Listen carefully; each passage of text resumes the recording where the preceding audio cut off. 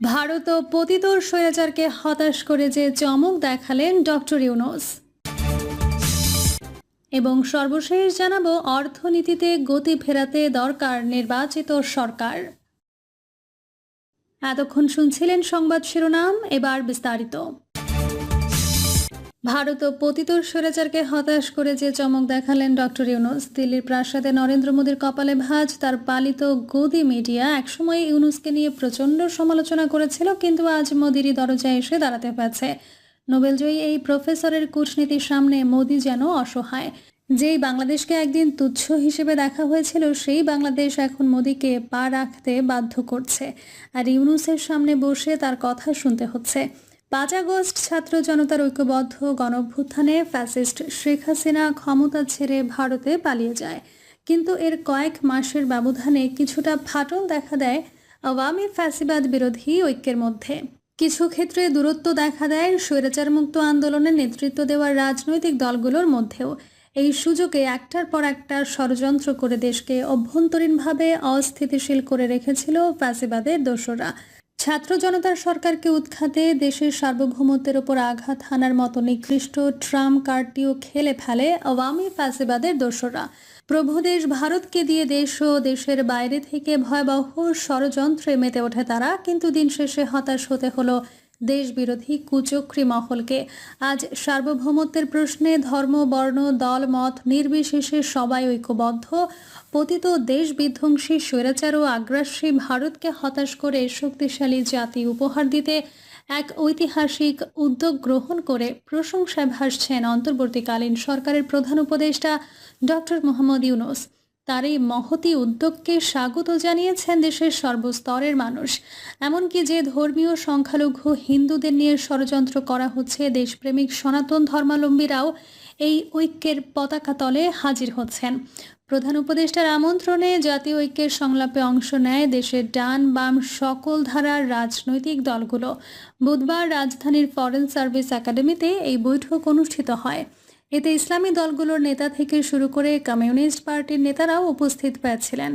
অন্তর্বর্তী সরকারের প্রধান উপদেষ্টা ডক্টর মোহাম্মদ ইউনূস শপথ নেয়ার আগেই ভারতের সংবাদ মাধ্যম এনডিটিভিকে দেওয়া এক সাক্ষাৎকারে দিল্লিকে হুঁশিয়ারি দিয়ে বলেছিলেন, বাংলাদেশকে কেউ অস্থিতিশীল করতে চাইলে চারদিকে অস্থিতিশীলতা ছড়িয়ে পড়বে। প্রতিবেশী মিয়ানমার, ভারতের 7 সিস্টার্স, পশ্চিমবঙ্গ, সব জায়গাতেই ছড়িয়ে পড়বে অস্থিরতা। ডক্টর ইউনূসের এই হুঁশিয়ারি স্বাভাবিকভাবে নেয়নি আওয়ামী লীগকে সেবাদাস বানিয়ে দীর্ঘ 16 বছর ধরে বাংলাদেশকে শোষণ করা ভারত। এবার সরকার গঠনের 3 মাসের মাথায় সার্বভৌমত্বের প্রশ্নে জাতিকে ঐক্যবদ্ধ করে নয়াদিল্লিকে এক কড়া বার্তা দিলেন প্রধান উপদেষ্টা। ফ্যাসিস্ট হাসিনা ও ভারত যতই ষড়যন্ত্র করুক না কেন, তাদের হতাশ হতেই হবে বলে মনে করেন দেশপ্রেমিক জনতা। নেটিজেনরা বলছেন, ষড়যন্ত্র যত বেশি হবে, ঐক্য তত মজবুত হবে ইনশাল্লাহ। যুগে যুগে সত্য জয়লাভ করে আর মিথ্যা পরাজিত হয়। দেশটা আমাদের সবার, ভারতীয় আগ্রাসনের বিরুদ্ধে কাঁধে কাঁধ মিলিয়ে লড়াই হবে। বিশ্লেষকরা বলছেন, যে জাতি সশস্ত্র মুক্তিযুদ্ধের মধ্য দিয়ে স্বাধীনতা অর্জন করছে, যে দেশে আবু সাইদ মুগ্ধদের জন্ম হয়, সে জাতি ফ্যাসিবাদের বিরুদ্ধে বুলেটের সামনে নিরস্ত্র অবস্থায় বুক চিতিয়ে দাঁড়িয়ে যায়। সেই জাতিকে দেশি বিদেশি কোনো অপশক্তি পদানত করতে পারবে না। অন্তর্বর্তী সরকারের হারানোর কিছু নেই। স্বাধীনতার সার্বভৌমত্বের প্রশ্নে গোটা জাতি ঐক্যবদ্ধ। দেশের প্রয়োজনে যে কোনো ত্যাগ স্বীকারে জাতি প্রস্তুত। ফেসবুকে একজন লিখেছেন, বিদেশি আধিপত্য ও ফ্যাসিবাদ মুক্ত স্বাধীন সার্বভৌম মর্যাদার উন্নয়নশীল বাংলাদেশ গড়তে জাতীয় ঐক্যের কোনো বিকল্প নাই। একটা দেশ যখন দীর্ঘদিনের বিদেশি আধিপত্য, প্রভুত্ব ও গেড়ে বসা ফ্যাসিবাদী সরকার থেকে মুক্তি খুঁজতে চায়, তখন জাতীয় ঐক্যের মাধ্যমেই সেই মুক্তি অর্জন করতে হয় এবং জাতীয় ঐক্যের মাধ্যমেই সেই মুক্তি বা স্বাধীনতাকে টিকিয়ে রাখতে হয়। অনৈক্যের ফলে একটা সদ্য স্বাধীন দেশ কেমন ঝুঁকিতে পড়তে পারে বা কিভাবে স্বাধীনতা ছিনতাই হয়, সেটা আমরা 72 থেকে 75-এ দেখেছি। 24-এর বিপ্লব এবং গণঅভ্যুত্থানের ফলে যে নতুন স্বাধীনতা, সেটা যেন আর ছিনতাই না হয়, বিকৃত না হয় এবং বাংলাদেশ একটি স্বকীয় উন্নত মর্যাদা নিয়ে বিশ্বের বুকে মাথা উঁচু করে দাঁড়াতে পারে, সেই জন্য আমাদেরকে দল, মত, জাতি, ধর্ম নির্বিশেষে বাংলাদেশ জাতীয়তার ভিত্তিতে জাতীয় ঐক্য গড়ে তুলতে হবে। আজকের এই জাতীয় ঐক্যের প্রতিশ্রুতি অটুট থাক। বাংলাদেশ নতুন ও মজবুত বাংলাদেশ হিসেবে গড়ে উঠুক এবং চিরকাল অটুট বন্ধনে এক হয়ে থাক, সেই প্রত্যাশা রাখি। অর্থনীতিতে গতি ফেরাতে দরকার নির্বাচিত সরকার। নির্বাচিত সরকার ছাড়া ব্যবসার পরিবেশের উন্নতি হবে না, অর্থনীতিতেও গতি ফিরবে না, এমন মত প্রকাশ করেছেন দেশের শীর্ষ ব্যবসায়ী নেতারা। তাদের মতে বাংলাদেশে ব্যবসায়িক সংস্কারের বিষয়ে অর্থবহ সিদ্ধান্তে পৌঁছানো সম্ভব হবে না যতক্ষণ দেশে স্থিতিশীল ও নির্বাচিত সরকার না আসবে। বিদেশি বিনিয়োগকারীরা দেশে বিনিয়োগের আগে স্থানীয় বেসরকারি খাতের কাছে বাস্তব পরিস্থিতি জানতে চান। তাই কাগজে প্রতিশ্রুতি বা আশ্বাস দিয়ে দীর্ঘদিন তাদের আস্থা অর্জন করা সম্ভব নয়।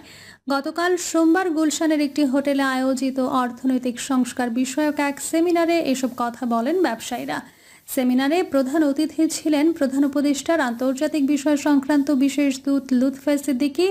অনুষ্ঠানে মূল প্রবন্ধ উপস্থাপন করেন বাংলাদেশ পলিসি এক্সচেঞ্জের অর্থনীতিবিদ হাসনাত আলম। অনুষ্ঠানে ব্যবসায়ীরা শ্রম আইন এবং শ্রমিক সংগঠন গঠনের মতো গুরুত্বপূর্ণ বাণিজ্যিক ইস্যুর ক্ষেত্রে সিদ্ধান্ত গ্রহণের বিষয়টি আগামী নির্বাচিত সরকারের ওপর ছেড়ে দেওয়ার সুপারিশ করেন। আর জাতিসংঘের স্বল্পোন্নত দেশের তালিকা থেকে বাংলাদেশের উত্তরণ পিছিয়ে দিতে জাতিসংঘে আবেদনের জন্য সরকারের প্রতি আহ্বান জানান তারা। মূল প্রবন্ধে হাসনাত আলম বলেন, আঞ্চলিক প্রতিদ্বন্দ্বী দেশ ভিয়েতনাম এবং ভারতের তুলনায় বাংলাদেশ বিনিয়োগের ক্ষেত্রে পিছিয়ে রয়েছে।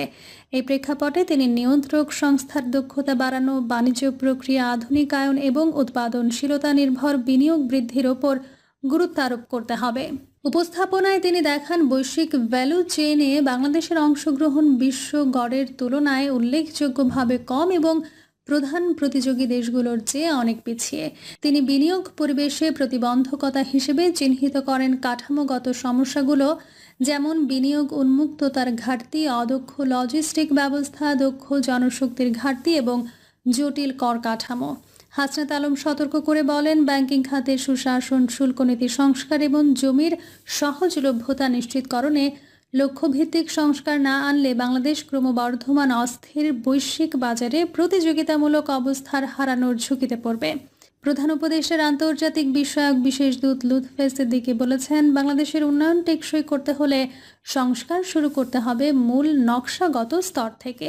তিনি বলেন, প্রশাসনিক কাঠামোর মৌলিক ত্রুটি দূর না হলে সাম্প্রতিক কিছু সাফল্য সত্ত্বেও দেশের অগ্রগতি বাধাগ্রস্ত হতে থাকবে।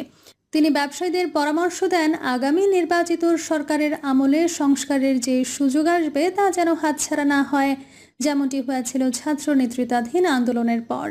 তিনি বলেন, আমরা সংস্কারের জন্য একটি ঐকমত্য কমিশন গঠনের কাজ করেছিলাম, কিন্তু অর্থনৈতিক সংস্কার বাস্তবায়ন হয়নি।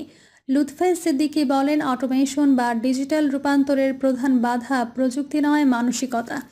জনগণ ও সরকারি কর্মকর্তাদের মানসিক পরিবর্তনই সবচেয়ে জরুরি। তিনি বলেন, অর্থনৈতিক সংস্কার ত্বরান্বিত করতে বেসরকারি খাতকেই চাপ সৃষ্টি করতে হবে। এসএমই খাতে এখনও শক্তিশালী কণ্ঠ নেই, তবে আমরা কিছু পদক্ষেপ নিচ্ছি, যেমন এসএমই কার্ড চালু করা হয়েছে, যার মাধ্যমে উদ্যোক্তারা ফেসবুকের মতো প্ল্যাটফর্মে $৩,০০০ পর্যন্ত ডিজিটাল লেনদেন করতে পারবেন। সেমিনারে বাংলাদেশ থাই চেম্বার অব কমার্স অ্যান্ড ইন্ডাস্ট্রির সভাপতি শামস মাহমুদ বলেন, শ্রম আইন এবং শ্রমিক সংগঠন গঠনের বিষয়ে এখন সিদ্ধান্ত নেওয়া হচ্ছে কেন? ৩ মাস পরেই নির্বাচিত সরকার আসবে, এই বিষয়ে নির্বাচিত সরকারকে এই সিদ্ধান্ত নিতে দেন। এখন আমরা অর্থনৈতিক অনেক সংস্কারের কথা বলছি, কিন্তু কিচ্ছু হচ্ছে না। কোনো মুক্ত বাণিজ্য চুক্তি অথবা অগ্রাধিকারমূলক বাণিজ্য চুক্তি হচ্ছে না। নিট পোশাক শিল্প মালিকদের সংগঠন বিকেএমই এর সভাপতি মোহাম্মদ হাতেম বলেন, বাংলাদেশের ব্যবসা বাণিজ্যের যে অবস্থা তাতে এখনই এলডিসি উত্তরণের পরিস্থিতি নেই। এরই মধ্যে আমরা 16টি ব্যবসায়ী সংগঠন থেকে এলডিসি উত্তরণ পিছিয়ে দেওয়ার দাবি জানিয়েছি। সরকারের কাছে আমাদের দাবি, প্রয়োজনে জাতিসংঘ এসে আমাদের পরিস্থিতি তদন্ত করে দেখুক। এর মধ্যে সরকারের পক্ষ থেকে এলডিসি থেকে উত্তরণ পিছিয়ে দেওয়ার আবেদন করা হোক। ঢাকা চেম্বারের সভাপতি তাসকিন আহমেদ বলেন, এখন আমাদের নির্বাচিত সরকার দরকার। আগামী 10 থেকে 15 বছর মানুষ জনগণের ভোটে নির্বাচিত সরকার না পেলে অনেক সমস্যার সমাধান হবে না। সিরামিক শিল্পের মালিকদের সংগঠন Bangladesh ceramic manufacturers and exporters অ্যাসোসিয়েশনের সভাপতি মইনুল ইসলাম বলেন, সুশাসন ছাড়া কোনো দেশেরও ব্যবসা বাণিজ্য পরিস্থিতির কোনো উন্নতি হবে না। ক্রেতারা এখন আতঙ্কিত, তারা পণ্য কিনতে চায় না। এই পরিস্থিতিতে একমাত্র সমাধান নির্বাচন। বাংলাদেশ টেক্সটাইল মিলস অ্যাসোসিয়েশনের সভাপতি শওকত আজিজ রাসেল বলেন, বিদেশি বিনিয়োগের জন্য আপনারা বেপরোয়া হচ্ছেন। প্রিয় দর্শক, এই ছিল এখনকার সর্বশেষ সংবাদ। আপডেট সব সংবাদ পেতে চ্যানেলটি সাবস্ক্রাইব করে বেল আইকনটি ক্লিক করে রাখুন।